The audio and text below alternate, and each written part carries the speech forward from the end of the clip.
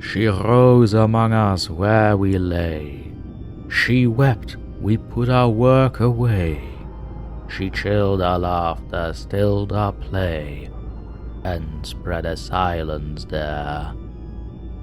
And darkness shot across the sky, and once and twice we heard her cry, and saw her lift white hands on high, and toss her troubled hair.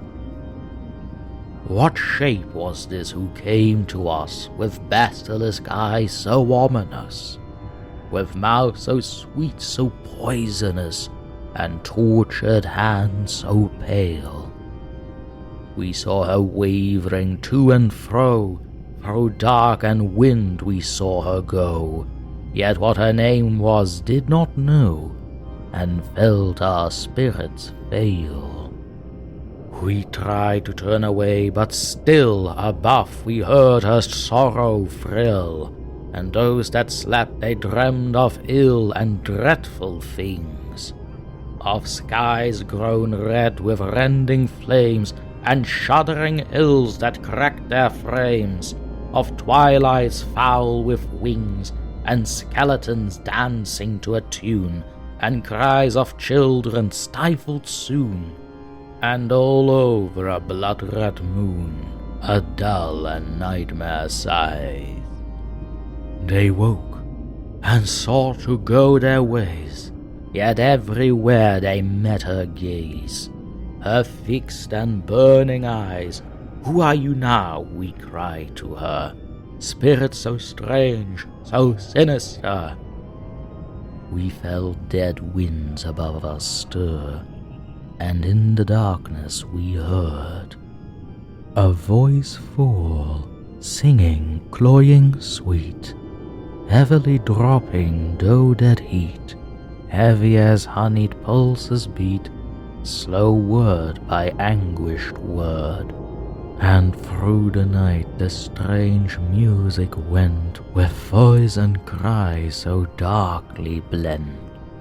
We could not fathom what they meant, save only that they seemed to thin the blood along our veins, foretelling vile, delirious pains, and clouds divulging blood-red rains upon a hill undreamed. And this we heard.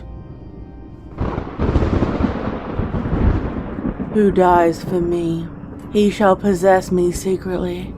My terrible beauty he shall see, and slake my body's flame. But who denies me cursed shall be, and slain, and buried loathsomely, and slimed upon with shame.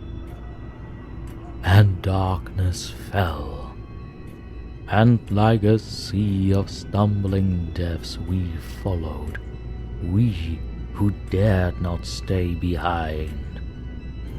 There all night long beneath a cloud, we rose and fell, we struck and bowed. We were the ploughman and the ploughed. Our eyes were red and blind.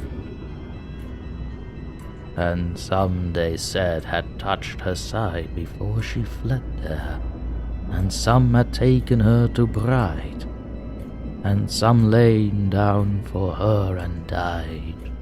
Who had not touched her hair, ran to and fro and cursed and cried, and sought her everywhere. Her eyes have feasted on the dead, and small and shapely is her head, and dark and small her mouth, they said, and beautiful to kiss. Her mouth is sinister and red, as blood and moonlight is. Then poets forgot their jeweled words, and cut the sky with glittering swords, and innocent souls turned carrion birds to perch upon the dead. Sweet daisy fields were drenched with death. The air became a charnel breath. Pale stones were splashed with red. green leaves were dappled bright with blood, and fruit trees murdered in the bud.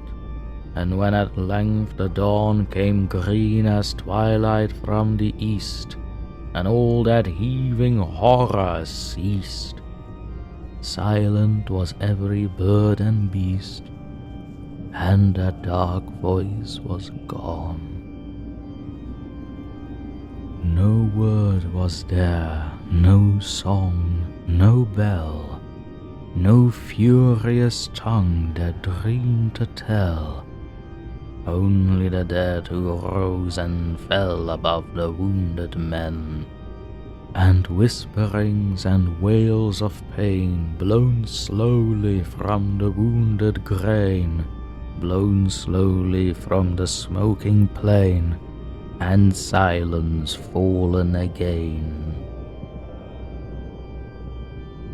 Until at dusk, from God knows where, beneath dark birds that filled the air, like one who did not hear or care, under a blood-red cloud, an aged ploughman came alone, and drove his share through flesh and bone, and turned them under to mould and stone. All night long he ploughed.